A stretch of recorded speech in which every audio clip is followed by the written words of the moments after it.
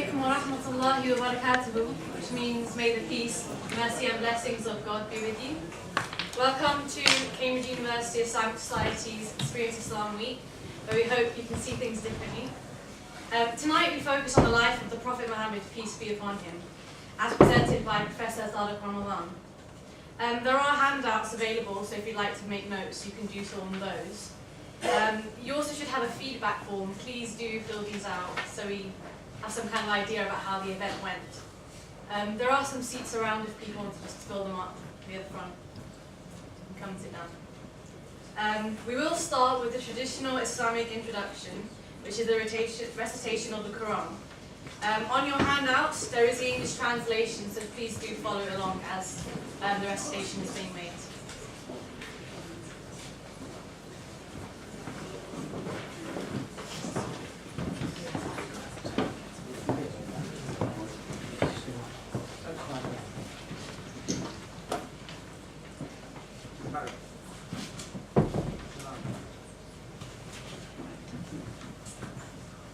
بسم الله الرحمن الرحيم إنا أرسلناك شاهدا ومبشرا ونذيرا لتؤمنوا بالله ورسوله وتعزروه وتوقروه وتسبحوه بكرة وأصيلا إن الذين يبايعونك إنما يبايعون الله يد الله فوق أيديهم فمن نكث فإنما ينكث على نفسه ومن أوفى بما عاهد عليه الله فسيؤتيه أجرا عظيما بسم الله الرحمن الرحيم لقد صدق الله رسوله الرؤيا بالحق لتدخلن المسجد الحرام إن شاء الله آمنين محلقين رؤوسكم ومقصرين لا تخافون فعلم ما لم تعلموا فجعل من دون ذلك فتحا قريبا هو الذي أرسل رسوله بالهدى ودين الحق ليظهره على الدين كله وكفى بالله شهيدا محمد رسول الله والذين معه أشداء على الكفار رحماء بينهم تراهم ركعا سجدا يبتغون فضلا من الله ورضوانا سيماهم في وجوههم من أثر السجود ذلك مثلهم في التوراة ومثلهم في الإنجيل كزرع أخرج شطأه فآزره فاستغلظ فاستوى على سوقه يعجب الزراع ليغيظ بهم الكفار وعد الله الذين آمنوا وعملوا الصالحات منهم مغفرة وأجرا عظيما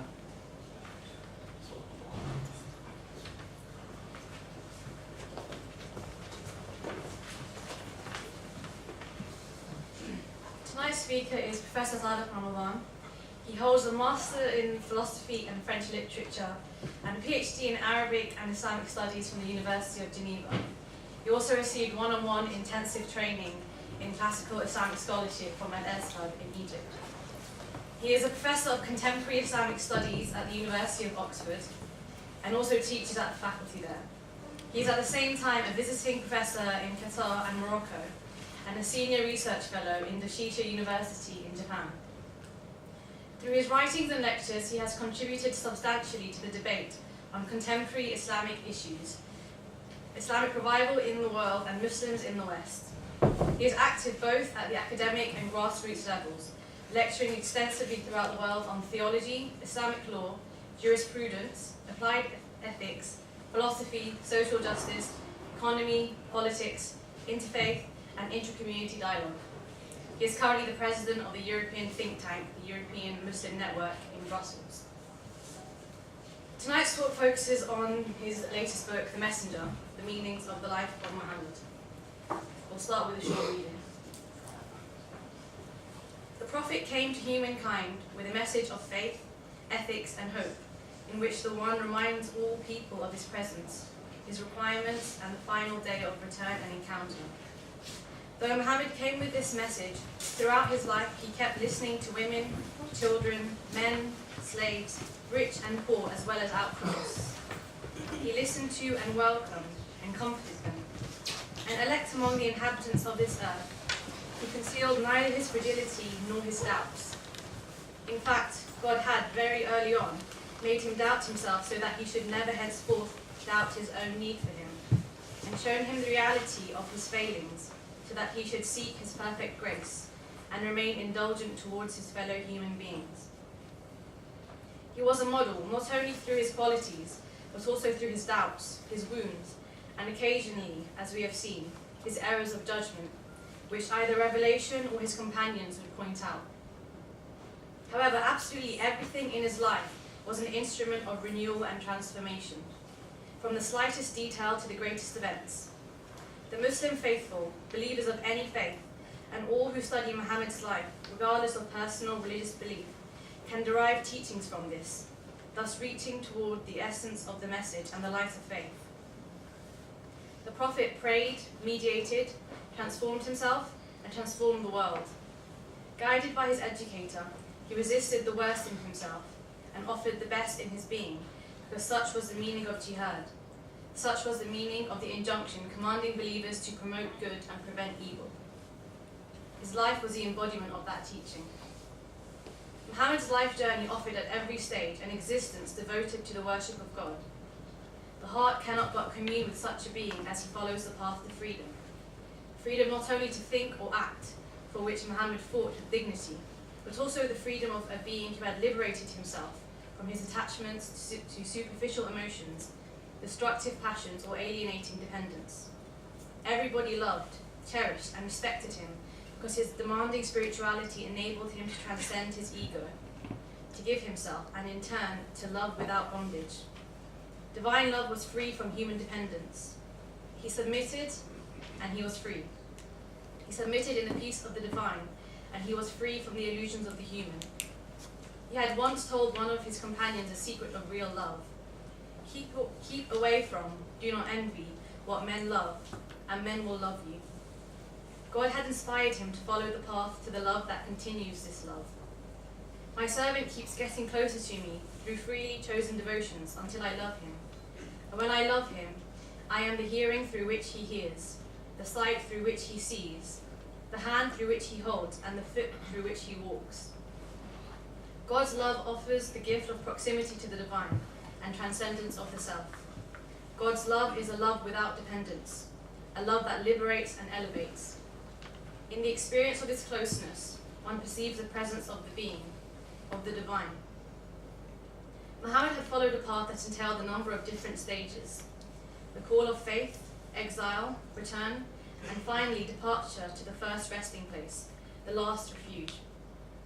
All along the way, beginning with his initiation, God had accompanied the messenger with his love, and he caused human beings to accompany him with their love as well. The Prophet carried universal message, both in the experience of love present throughout his life, and his reminders to people of the need to adhere to a universal ethics that transcends divisions, affiliations, and rigid identities. This was a true freedom, the freedom of a being who loves with justice and does not allow himself to be entrapped by passions springing from his race, nation, or identity. His love, illuminating his ethical sense, made him good. His ethical sense guiding his love made him free. profoundly good among men and extraordinarily free from them. Such were the two qualities that all companions recognized in the last prophet. He was beloved by God and an example among humans. He prayed, he contemplated. He loved, he gave. He served, he transformed. The prophet was the light that leads to light, and in learning from his life, believers return to the source of life and find his light, his warmth, and his love. The messenger may have left the human world, but he has never taught us to forget him, the supreme refuge, the witness, the most near. Bearing witness that there is no God but God is in effect stepping toward deep and authentic freedom. Recognizing Muhammad as a messenger is essentially learning to love him in his absence and to love him in his presence. Loving and learning to love God, the prophet, the creation, and humankind. Can I ask at this moment, since we're so full, for the Islamic Society members to perhaps stand and take a seat on the floor, just to welcome the guests and make sure they have a seat. We appreciate it.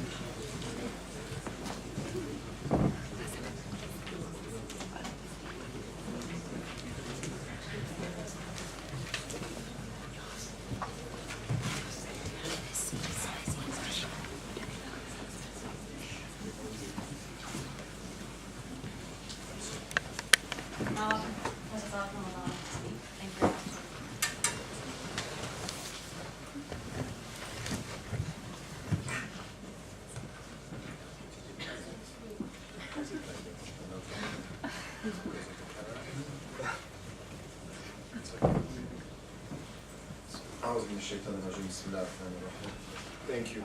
Thank you for this invitation this evening and talking about the Prophet, peace be upon him, and which kind of teaching that we can get from his life. I asked them to read the last few pages of the book, because in fact it is a summary of what I think it's important when we study the Prophet's life and the message, and him as a witness and as a model. We all know as Muslims that what we had in the Quran is لَقَدْ كَانَ لَكُمْ فِي رَسُولِ اللَّهِ أُسْوَةٌ حَسَنَةٌ. You had in the messenger the best model that you have to follow. The problem is that we have a problem with following.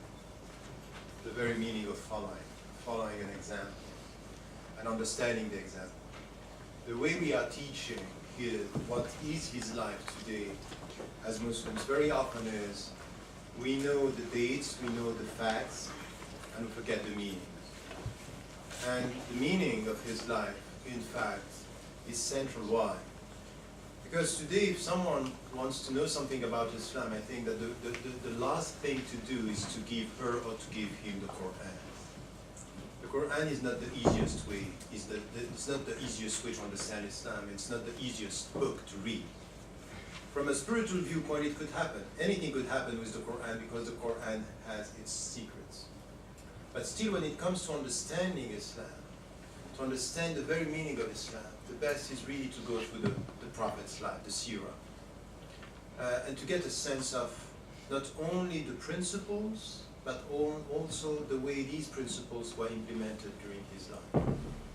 And when it comes to, the chronology, but what is also important is when you get to the seerah, what we call the seerah is the Prophet's life, you connect his life with the verses of the Quran which were revealed in a specific period of time. And you get a better understanding first of the verses, and then the whole message, the way it was constructed over time. Because the Quran is an eternal message rooted in a specific history. 23 years of revelation telling you what is eternal coming from history. And you cannot get the eternity of the message if you don't understand the history of its revelation. If you don't get that, you don't understand the steps. And if you don't understand the steps, you don't understand the objectives. Why? Because in the Quran there is a divine pedagogy. The Quran is a book, it's a dialogue. God is talking to you. And it's talking to you through the way this book was implemented in his life. And his life is your model. And if you get the sense of the model, you will understand the meaning and the substance of the book. So there is a mirroring effect here. You have to go from this to understand that. And it's where you get the very deep essence. If you look at the way the God, the One, was talking to the messengers, and especially the last one for us is the last one confirming what was said to the previous messengers and prophets. Something which is quite important here is to understand what he tried to do with him, and of course he did as an example for all the Muslims and for all the believers. And this is why we get the sense of the universality of the message. But to get the universality of the message, you have to go very deep in the meanings and the substance of what is done, what is said, and in the way it is said. And if you come to this, you understand one thing which is important.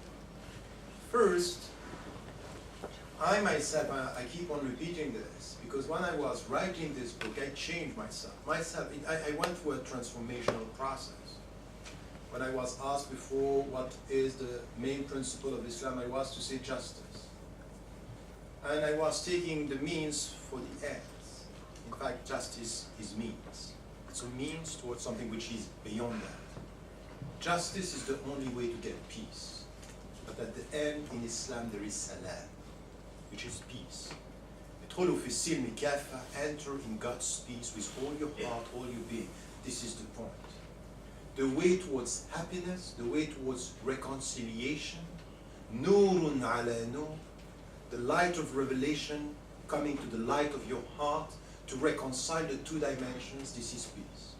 And this is Islam. So anything which has to do with a very superficial English translation towards surrender, a submission, is wrong.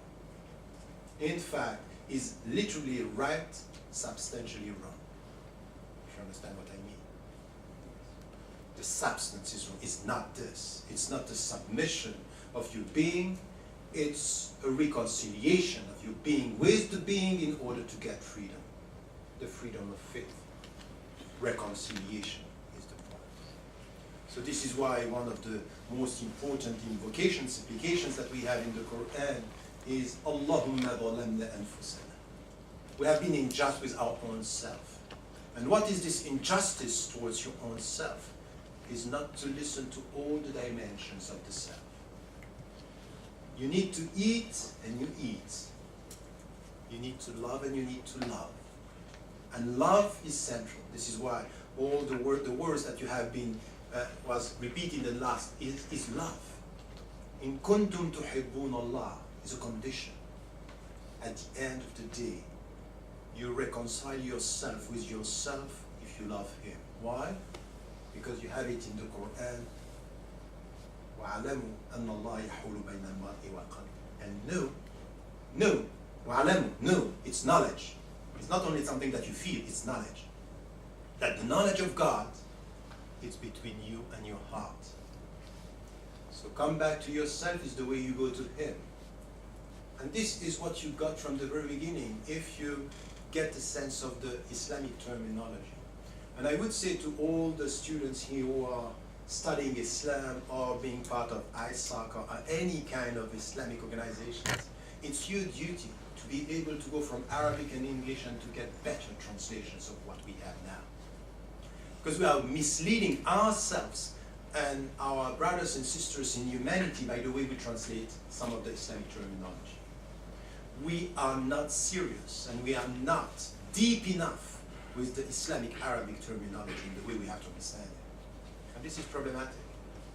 Because when we come now to something which is this Islam, which is reconciliation, and we get this through the Prophet's life, there is another dimension which is quite important here, is this understanding that straight after Allah calling himself Allah, I'm the one, La ilaha illallah, there is no God but Allah, the one.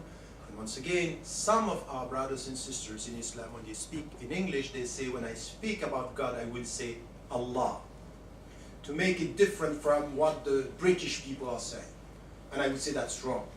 Allah in Arabic is God in English. The one. And it's the same.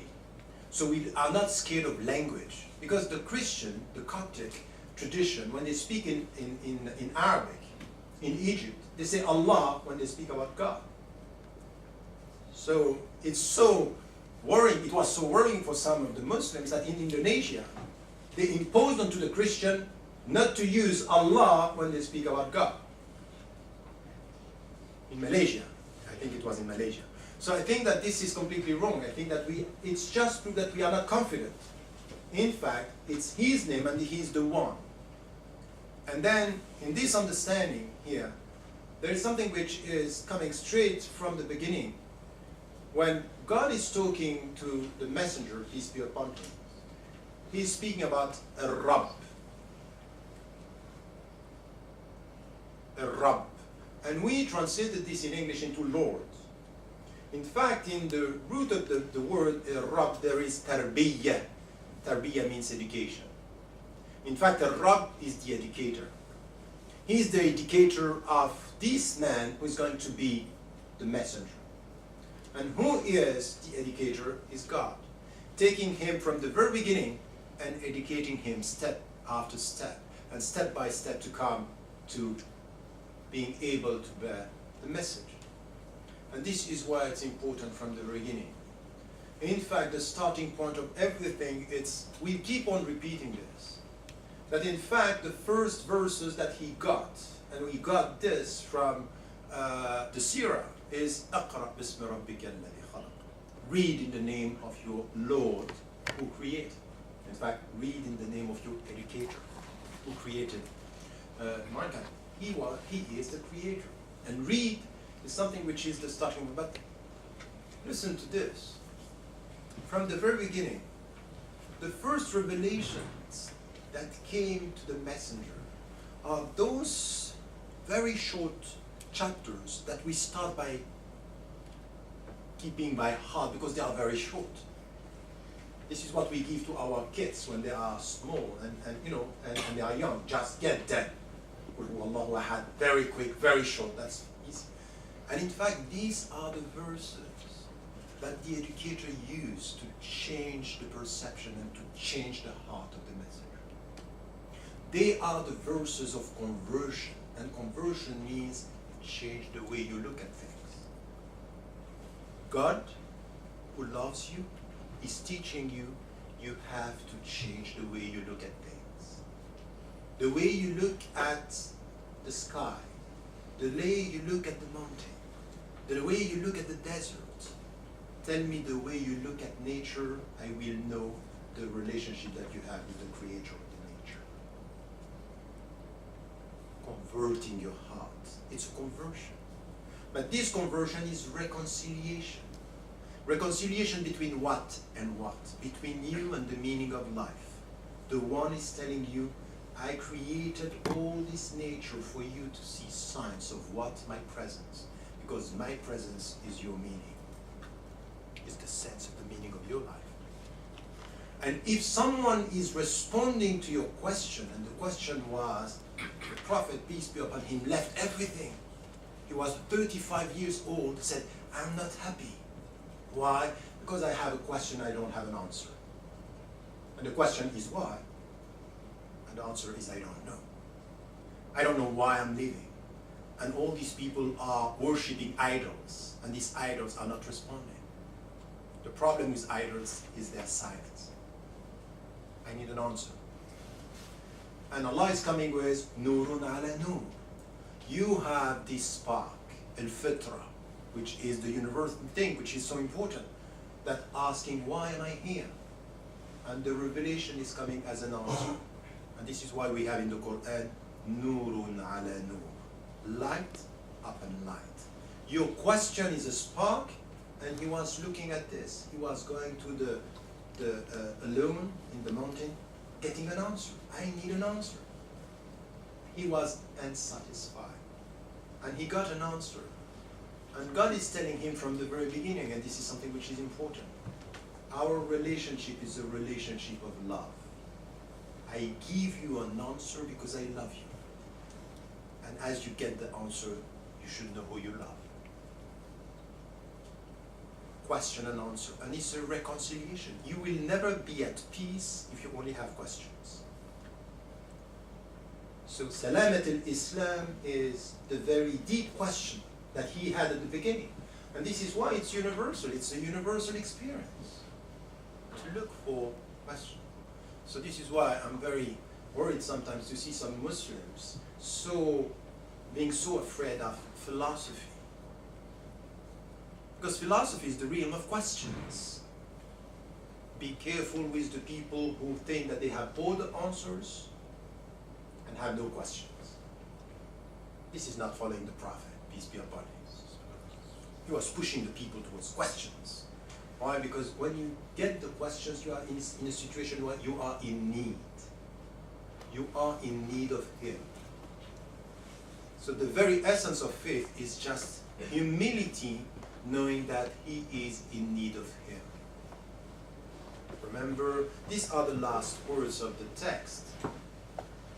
But remember what Abu Bakr as-Siddiq said when the people were, even Umar ibn al-Khattab was saying, the first one who is saying that the Prophet has passed away, I'm going to kill him.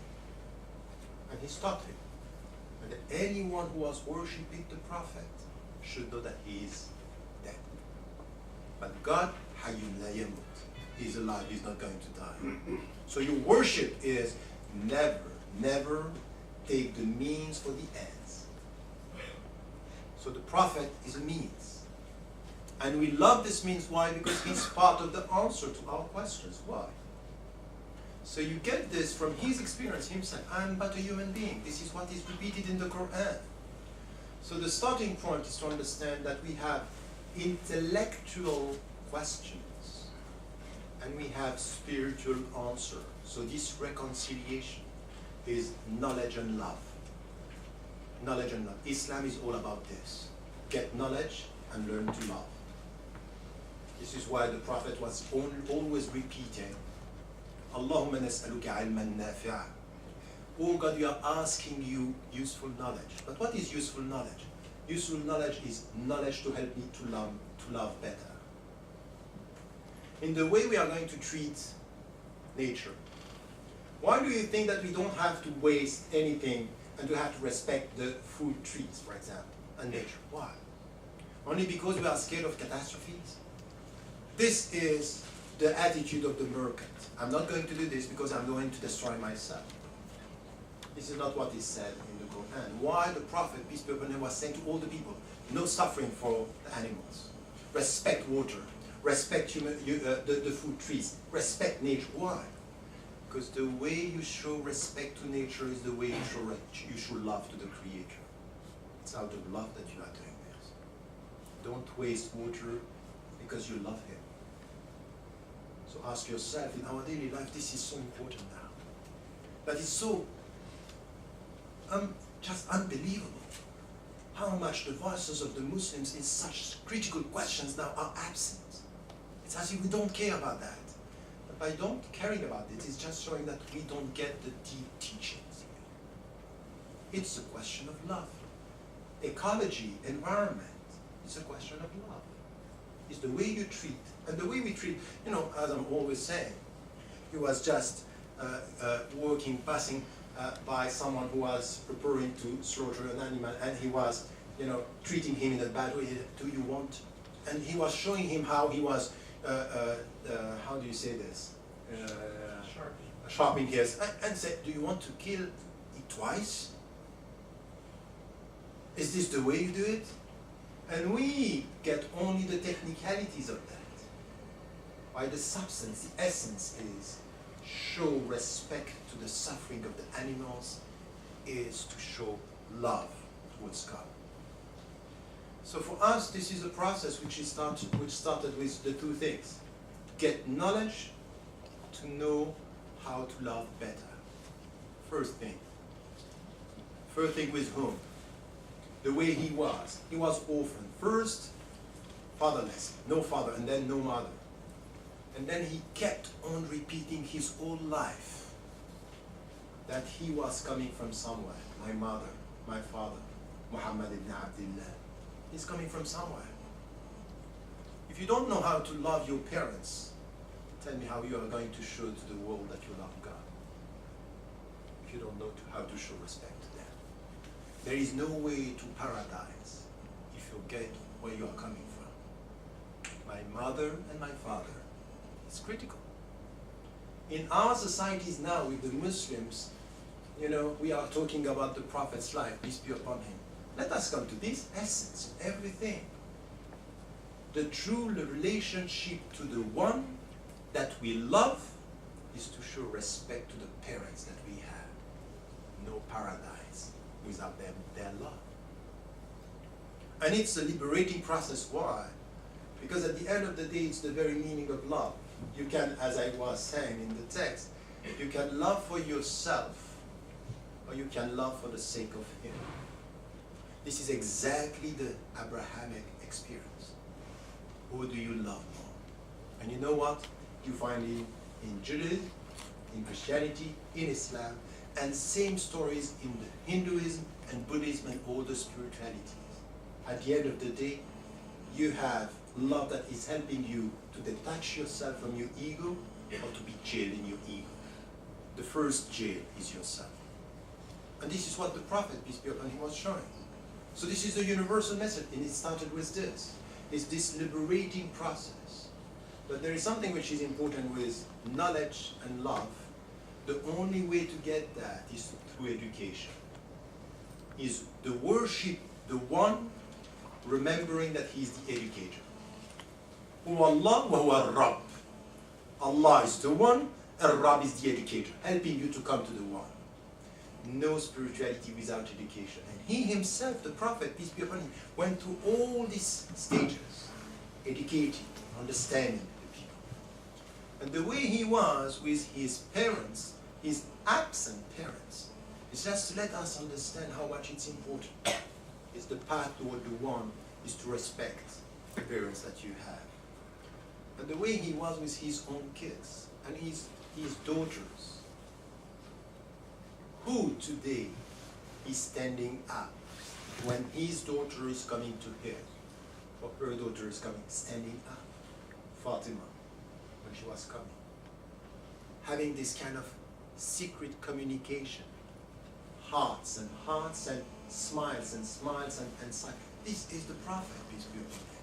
But the problem is with us, we know all the facts of his life, but not the details. And meanings are very often in details.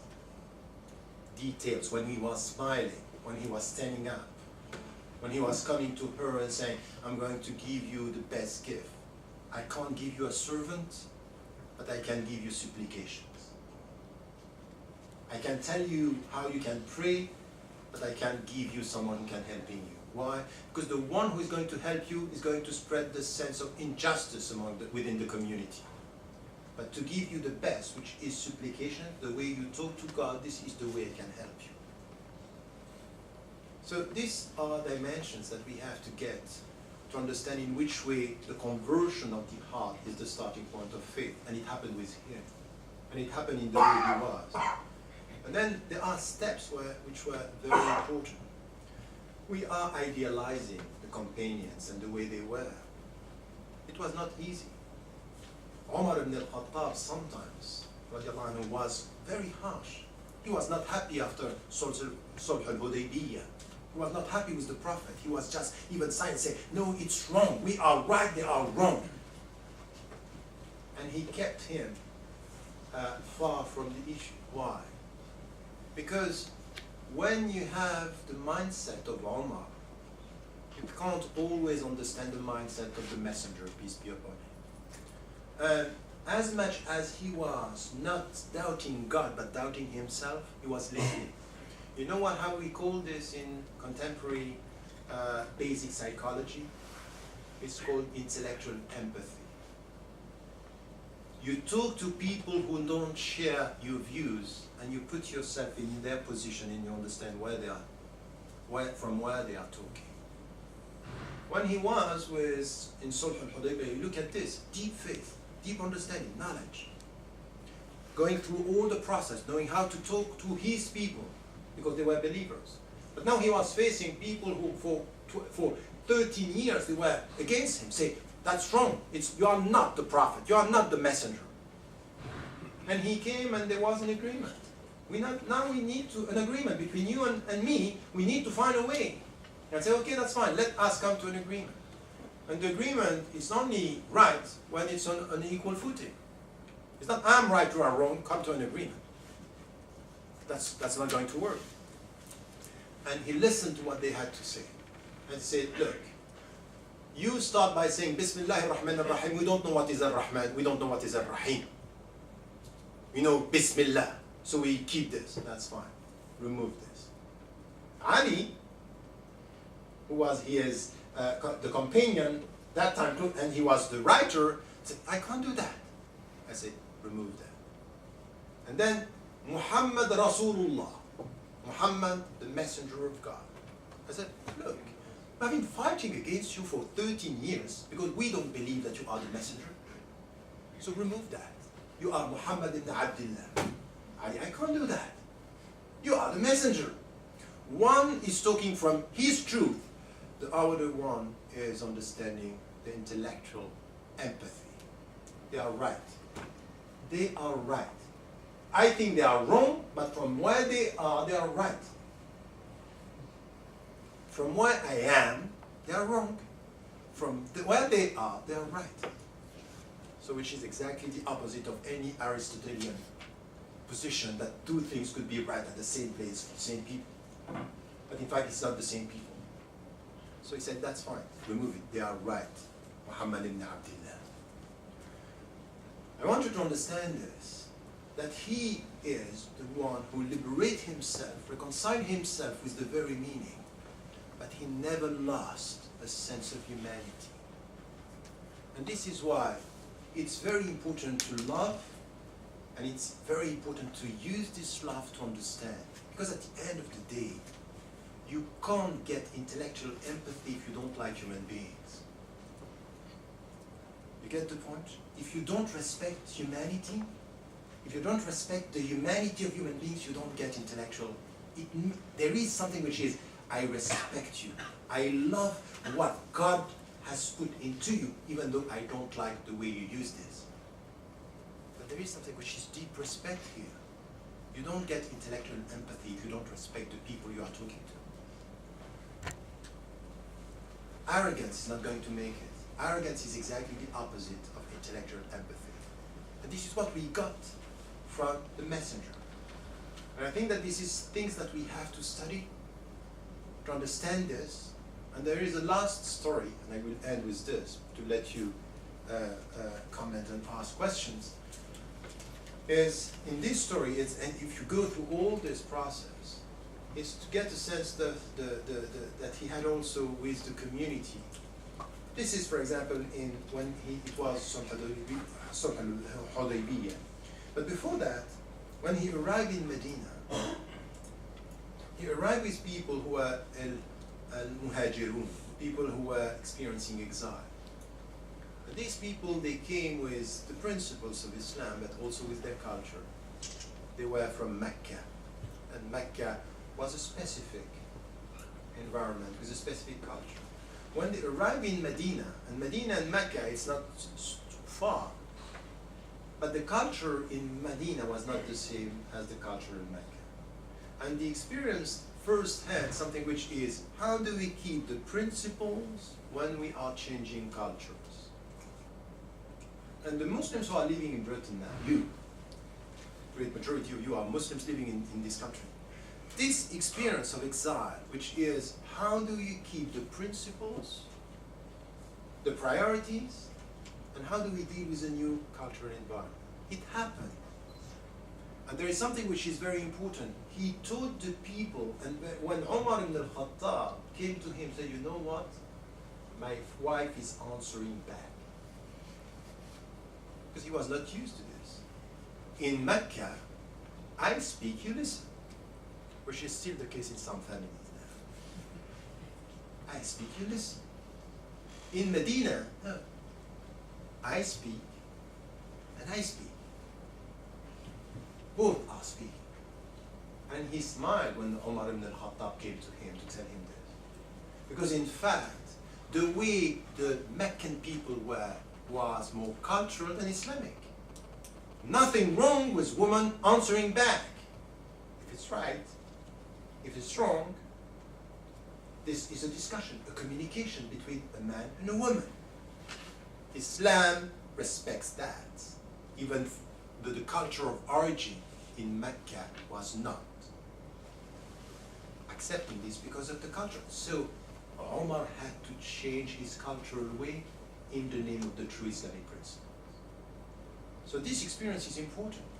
And for some of us who came from countries of origin, Egypt like me, or Pakistan, or India, or Bangladesh, or whatever, Turkey, we are having this, cultural way of dealing with the principles. The jihad here is how do we question our cultures in the name of our principles? Why? Because at the end of the day, if you have the right principles, but you deal with the cultural dimension in the wrong way, you will never get peace. You're not going to be at peace. And look at what is happening with many Muslims now in Britain and elsewhere. They are not at peace. They are torn apart. They don't know how to deal with this. It's as if they are not finding their way in the culture. And it happened at the very beginning of Islam, that you have to challenge this. Because at the end you have to ask yourself which kind of reconciliation you want and which kind of freedom. So to be able to say, and to be free from people, don't follow the people to please them. It's not the way. You are not here to please the people. You are here also by freeing your ego, is also to teach the people the way not to be under the pressure or alienated by the culture, because the consumerist culture is problematic. The consumerist culture is exactly the opposite of being at peace with yourself. The consumerist culture is nurturing in you the need. You are always in need of something. Spirituality is telling you this, the opposite. You have to go beyond the need and to get this reconciliation between your questions and your answers. But this is what we get from his life. If you come to all this. But to get this meaning and to understand that, we have to go deep in his life. To get a sense of the facts and to try to get what is behind this. And to understand that at the end of the day, he knew that he was going to leave. Do you remember Socrates before he was to die? It would have been possible for him to flee and just to leave the place. And he said, no. All my life, I wanted my soul to be separated from my body. No, it's 2 minutes, don't worry. All my life, I wanted this. So now they're giving it to me. They want to kill me, I'm going to just achieve what I was here for. I just separate my body from my soul. So let them do it. And he refused to flee and he stayed. And just before dying, he said, remember, I have to give a sacrifice to this God. I don't want to live with that. So don't forget that. Which is exactly what we have in all the spiritualities. Be careful. Don't leave this world with debt. You have to solve everything. So if you have done something wrong with someone, go and try to reconcile. yourself with him or her, with your parents, with love. You know what he said just before leaving? If I had to choose someone and to be my friend, I would have chosen him. And he was referring to Abu Bakr as-Siddiq. His debt of love, he was just saying it to all the people. I loved him, and I just want you to know that. So for all of us, it's something which is very important.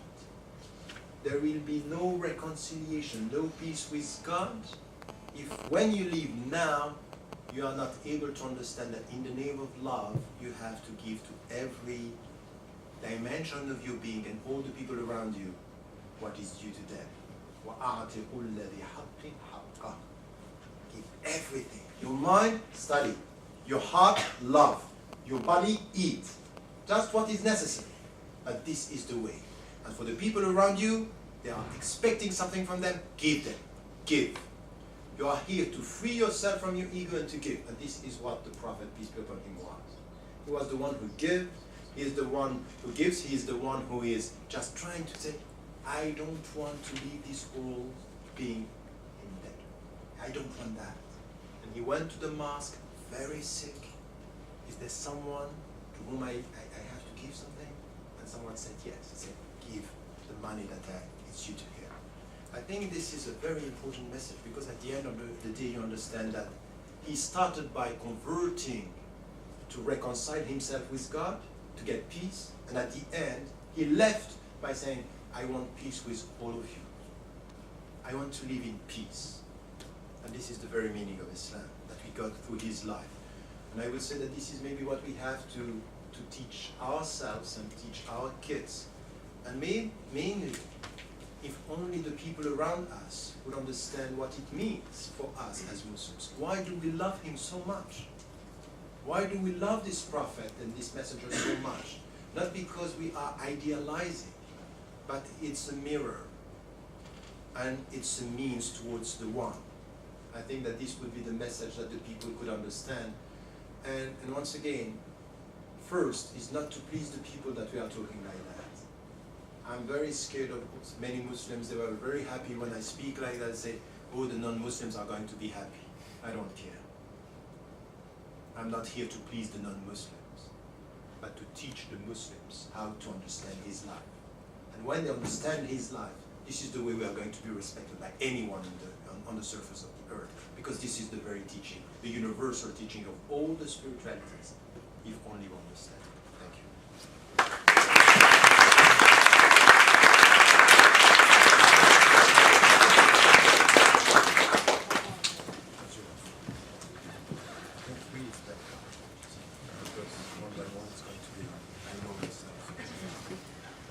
Time for a short question and answer session.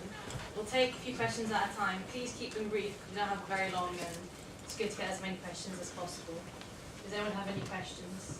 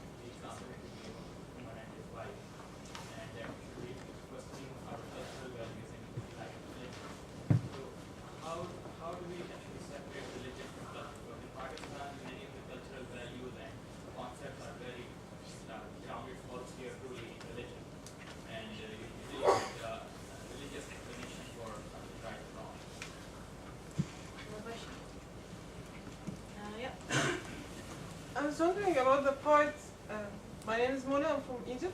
I was wondering about the part when you discussed that Muslims have when they moved from Mecca to Medina.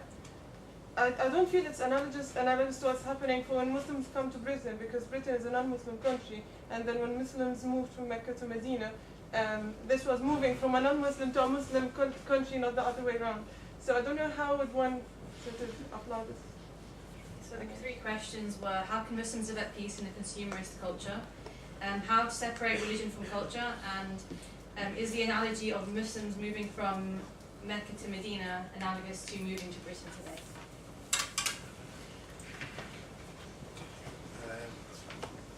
I think that your question is critical. Because I think today what we have, and by the way, I wouldn't say it's different in Muslim majority countries. We are in a world culture where consumerism is almost the rule everywhere. So this is where, if we want to be serious about the consumerist culture, we have to come back to the meanings. How do we deal with this? And I would say that there is something that I would call the very essence of jihad. Not only effort as we translate it, but for me, jihad is resistance and transformation. Resistance to what could be bad or what is not ethical, and transformation towards what is better. When it comes to our dealing with the dominant culture today, there is no other way but to resist. And to resist is to ask yourself, what do you drink, what do you eat, the way you dress, and not to only be satisfied with technicalities. Because the world culture, and now we know this, transnational corporations, they know exactly how to integrate your resistance when it's a technical resistance. When you have in many suburbs and now, the rap culture and all that, say, yes, we don't like the system. But they are dressed by the system. And they use the system. And the system is using them. So for the system, it's a win-win strategy. We are not going to resist anything in that way if we are not getting from within that the true resistance to consumerism is the primacy of meaning, ends, objectives. What do we want? So for example, I know that some Muslims are not happy with me saying this, but there are some drinks that I don't drink. I don't drink because they are translating the world culture. It might be simple for you just to drink and to say, halal, bismillah, in the name of God, say, that's fine. But the very meaning of the way you drink and the way, for me, by definition, fast foods are against anything which is ethical. So when I have halal McDonald's, I have a problem. But you are laughing, but it's a very important discussion here. It's critical. It's very critical. Because I'm sorry to see so many Muslims very technical about, some of them they don't even pray, but they want halal meat. It's technicalities. And the very deep meaning is not there. The true resistance, if there is something that the Muslims with Christians and all of people of spiritualities could bring in this society, is how do we resist? And we resist and we transform. In which way we are coming with other products, in other way to drink and eat. When, for example, I go to, and some people are doing much better than us in the center of, the world culture, of the production of this world culture. So I'm not saying it's easy. It's maybe the most difficult struggle that we have to, when it comes to the meaning of things and the culture.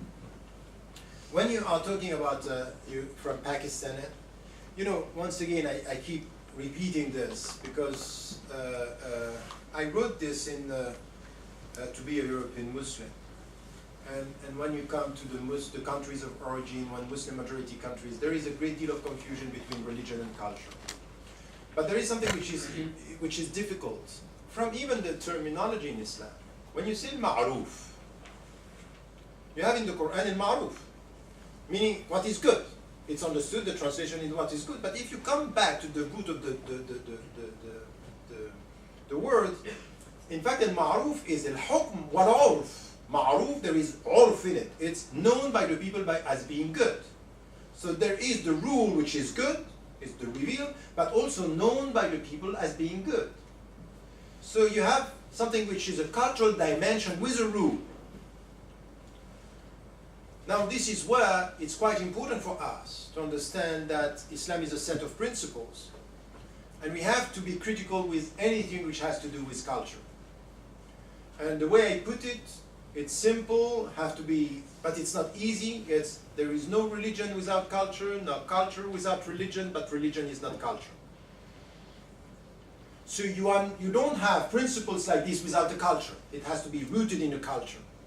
And you don't have a culture without a system of values. In Pakistan, in Bangladesh, everywhere. But this is not that. So sometimes you have to come and to say, for example, in some culture there is projection onto the text on things that are coming from a specific culture. So we read the Quran through the prism of the patriarchal culture in Pakistan by saying this is Islam. But if you come to the text, you can find in the text things that are questioning this reading by saying that's not true. This is the way you think about it. This is the way you are translating it into your culture. So I would say that we are too much accepting some of the interpretations that are cultural and not the only Islamic way to deal with that. So I would say to everyone, be careful with this and question some of the answers that you get in the culture. In the way, for example, women are treated in some culture, in the way authority, diversity, these are things that we have to question.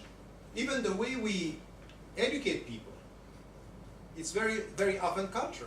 Why, for example, the scholars are saying, if you come to me and you ask me a question about a rule, for example, a hukm, you have the right not only to get my answer, but from where this answer is coming. Tell me, I want to know al-adillah. Where are you coming from? Why is this? This is your opinion or is it based on the sources? Meaning what? That every single ordinary Muslim, when he's asking about a rule, should not only get the answer, but the whole process. He has to be autonomous. How do you call this now? Critical thinking. I want to know, where do you come from? Critical thinking, I'm not going to accept. I'm not muqallid. Muqallid is, you tell me and I follow. No, you tell me, I want to understand. Because the only right way to follow is to understand why I'm following. Okay, it means that you have critical thinking. In many of our cultures of origin, escut, you repeat. You don't talk. So we go to the mosque, and we have a problem with authority. The only right way from an Islamic viewpoint is to challenge the authority in order to acknowledge the authority of the teacher, and not only to listen and to repeat. This is much more cultural than Islamic. So this is the way I think that we have to deal with this. And this is why I'm saying, for example, in the West, in the educational process, in our universities here, it's closer to Islam, what the Islamic principles are teaching, than what we have in many universities in the Arab or the Asian world. Because we are repeating. And this is why, once I was in Qatar, we had a discussion about free speech. I said, of course we need free speech. It's an objective of education. We need to be able to question. Why are we scared of questions?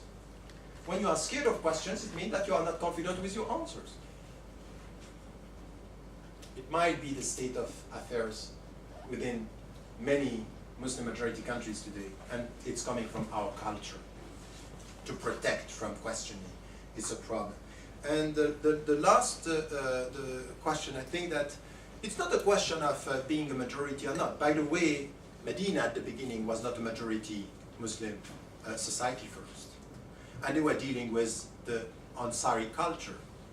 And this is the point for me. The point is that it was very patriarchal in Mecca and much less in Medina. So the questions were exactly the same. And the Muslims who became Muslims, they were looking at the muhajirun in a way that you don't have the same way of dealing with some of the issues. And for example, when it comes to arts, when the Prophet, peace be upon him, heard that there is a marriage, he said they like music, they like singing. The Meccan people, they were not like this. I said, no, we don't like that. So the taste was different. What did he say? Respect their taste. Because when you respect the taste of the people, you get their heart. Because you can't ask me to have my heart with you if every time I express something which is coming from my taste, you say haram? That's not going to work. And why I'm telling you this?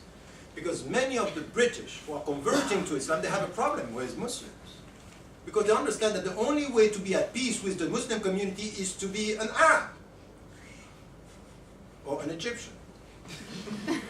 And you know, as I know, that not everything in the Egyptian calendar is good. Don't you know that? This was my point. We have time for a few more questions. Yeah. You spoke about the relation between knowledge and love. For a person who doesn't know much about Islam, could you give an example from the life of Muhammad, peace be upon him, in which he realized this relation between knowledge and love? Questions? In the middle. Yeah. Mine's a pretty similar question, and you don't need to answer it if it overlaps too much. But it's, I think, a really important point you make about love, because from outside of Islam, then many people will often say that Islam doesn't encapsulate love, for example, as the message of Christianity does, for some people say. And then within Islam, people will say that the relationship between ourselves and God is more complex than just love. But that's not my personal experience of God, and as a, when I come to this. So what would you say Islamically, whether from the Quran or Hadith or things to tell us within the audience as Muslims and non-Muslims to justify what you said there? Because I think it's a wonderful thing, but I think it's a message which needs to be told a lot more, because a lot of people are afraid of using that relationship between ourselves and God as love. Last question. You just described the way of living within a consumerist society. What if it is in Muslims' hand to build the society themselves? Do you think Islam is reconcilable with capitalism at all? Okay, so 3 questions are, can you give an example in the life of the Prophet of the relationship between knowledge and love? Can you justify the Islamic concepts of love with God? And can Islam ever be reconciled with capitalism? So I'm sorry to have to give answers that are short, because the 3 questions are in fact questions for one lecture, every single question, and they are very important questions. I tried during my talk to give you some examples. The first is really this one, which is very important, is the knowledge of God, and it started with this: Aqra, read in the name of God. But read what? Read first the universe, nature around you, Al-Qamar, the moon, the sun, the trees. Look at them. And this is something which is the way you look is to respect, and it's this relationship of love. You respect and you love nature is the way you love God. So it's the micro picture here, which is so important. At something which is more intimate is the way he was talking with, the way you deal with human beings. And once, for example, this is something which it's important in all these dimensions. And you have it in the Quran, in kuntum tuhibbun Allah, if you love God. And then all this knowledge, we don't worship knowledge. Knowledge is but a means to get close to Him. And this closeness is the way we are going to be loved and to love Him. Through the way we are with nature, with our parents. This is something which is so important. The quality of your love towards your parents says something about the quality of your love towards God. This is the essence of Islam. It's all this. With whom should I be the best? With your mother. Who else? Mother. And then your father. It's good the father is mentioned. But it's so important. It's really, إِنَّمَا بُعِثْتُ لِأُتَمِّمَ مَكَارِمِ الْأَخْلَاقِ. I was sent to complete, to beautify all the good characters, all the noble behavior. And the noble behavior is all about love. it's all about this dimension. So towards your parents is very important. The way, don't say oof, just show them this tenderness, protect them with your tenderness. And the very essence of the word is what? Rahmah. Irhamhuma, it's just be merciful towards them, because he is the Rahman. So the second name of God is Ar-Rahman, is full of mercy, the most merciful. And I would say that when you ponder over all this dimension, you understand the very essence here of how this reconciliation is going through his love, and the way you love nature, you love human beings. And even more importantly, I would say, in this relationship is with this knowledge. When you are struggling for justice, love is not only, peace and love and passivity. Love is about standing up. If you love God and you love justice, you have to stand up when there are injustices. Love is not the way to just, I pray during the night, I disappear during the day. It's not this kind of Sufism new look that we have, where people say, oh, this is the good Islam. It's a new Sufism that is never, in the very old tradition. Sufism is Islamic, it's the heart of Islam. It's the way you love him, but in order to show to the people, I love justice. And because I love justice, my knowledge should be about, I'm just with my own mind when I get knowledge. And then with this, it's in the name of his love, I'm going to try to implement justice. So it's all about this. Use all your knowledge to implement the objectives that he is setting for you. Justice, dignity, and freedom for the people. So this is it. I think that this is where you get a sense of knowing him, knowing the principles, and using all this to implement. And this implementation is out of love. This is the way you have to look at it. So, Imam Nawawi was saying there are levels, that sometimes you do things because you are scared of the reward of the punishment. But beyond this, the highest level of your faith should be to do this because you love him, not because you are scared of being punished. And this is the most difficult thing to achieve. I say I'm doing this. But in fact, this love is pushing you towards active commitment towards the principles. So this is the way it has to be translated in our life. And knowledge should be the driving force, the driving means in the whole process.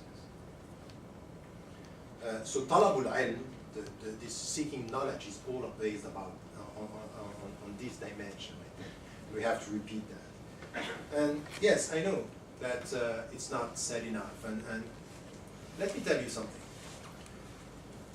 I was born and raised in a family which was very much committed towards, justice and things. And I have a mother and a father. My father passed away, rahimahullah, but my mother is still there. It was all about this. Our message is love. And this is what we have to do.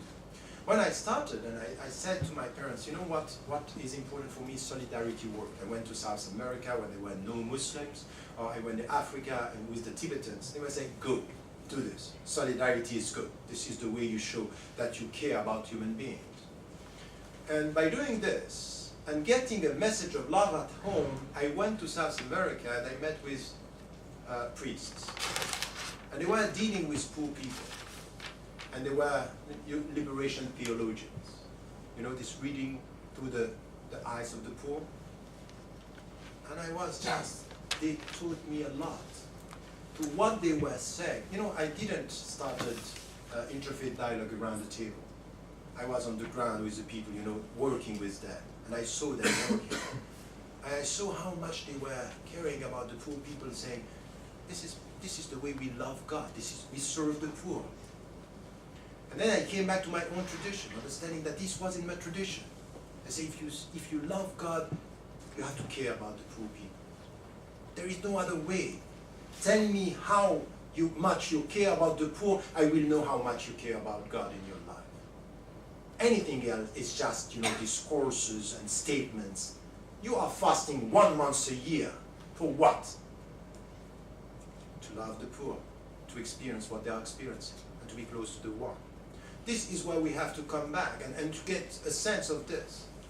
And when I went back to Egypt and I studied, I studied so many hours with great scholars in what we call ijazat, that the scholars giving you the authorization that you can teach.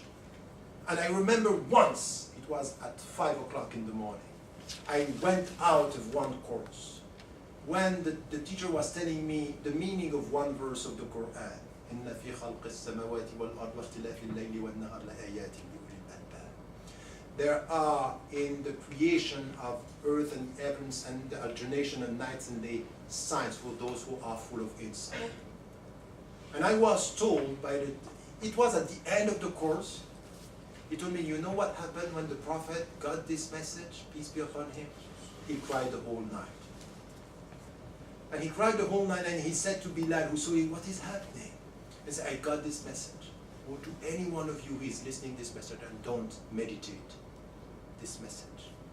What is this message? Talking about punishment? No. Talking about war? No. Talking about nature. There are signs in this day. And he cried. Meaning what? These are blessings around you. These are the manifestations of God's love. If only you understand this. And I get this, you know what I said to myself? Anything that I'm going to write, you will find this verse somewhere. I have no book without this verse. You go on my website, the first thing that you have is the verse. It's just to remind me the very essence of this religion is all about this. He cried out of love and said to the one who was coming to call to the prayer, never forget to meditate the meaning of Allah's grace, God's grace towards you. He gave you this creation. If only as Muslims you come to this, you will find that this is the universal message that we have in Christianity. So to say, oh, Islam is about justice and Christianity is about love, I think that both are wrong. Christianity should be about love and justice. Never forget justice. And Islam is about justice without forgetting love. This is why we can come together. Because to go to someone who is poor and oppressed and say, you know what, I love you, that's fine. But if you can help me to get justice, it could be good. No, I think I'm serious. I'm serious. Because what I don't like in our discussion today in interfaith dialogue in Britain or in the West is that we are scared to come as citizens saying, I'm a Christian. I care about love, but I want justice in this society. 24 million people being under the line of poverty in industrialized society. It's not acceptable from our human conscience. And as a Christian, it's not only I love the poor and every Christmas I'm going to give them something. Well, now the Muslims are doing exactly the same during Ramadan. MashaAllah, we give. I think it's wrong. I think that we have to be much more committed towards justice. It's a civil obligation. And this is the way I think that we can reconcile, our status as citizens and our spirituality as believers. I would, without imposing anything, but to struggle for more justice in our society. And the last question, I would say no, that capitalism per se the way it is. The very logic of capitalism is to get this increasing and growth and all this logic. The very essence of it is problematic. But I wouldn't say by definition it's an opposition. I think that the Muslims within something which is accepting the fact that the people are driven by personal interests. You need to find a balance. So regulation. And if you listen to what is said, for example, I don't know if you follow what Stiglitz is saying now, or Soros, who are the people who are within the capitalist system, what they say today is that we need more ethics in the process. And they talk about regulation. I don't see something that could be ethical capitalism. I think it's a contradiction in terms. This is the way I perceive it. But I still think that what the Muslims today are doing to face the reality of the neoliberal system is nothing. There is no alternative. We put Islamic in some of the technicalities that we have, but we are not proposing an alternative economic model. So this is why I think we have to question ourselves about the ends of what we want to provide as an economic system.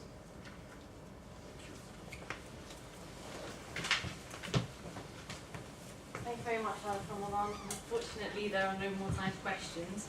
I think the speech was very enlightening. I think the tagline of the week has been see things differently, and that probably applies just as much to Muslims as to non-Muslims. Tomorrow's talk for Students Islam Week is on Quran by Mr. Timothy Winter. He's a lecturer here in Cambridge in the Faculty of Theology. It will take place at 7:30 in the Lucia Windsor Room in Newnham College. The Friday prayers are also open to everyone this week. It's also led by Mr. Timothy Winters, and it will be in English. Please do come along. That's a real chance to experience Islam. It will be at 1:15 p.m. in St. Columbus's Hall on Downing Street. Just to notice that the evening of spirituality has been moved from coming Sunday to Sunday 13th of March. Finally, please fill out your feedback forms. It would be really, really helpful. The refreshments are available outside with a range of reading materials, and the Islamic Society members are milling around for a chat, so please do grab one of us and speak to us if you'd like. We are selling Tariq Ramadan's book, The Messenger, over here to my left, £10 a copy, and the professor will be signing books, but only for the next 10 minutes. So if you please do purchase the book, and only come to the table if you're going to get that book signed, because there's not enough time. He has to rush off for a train. So thank you very much.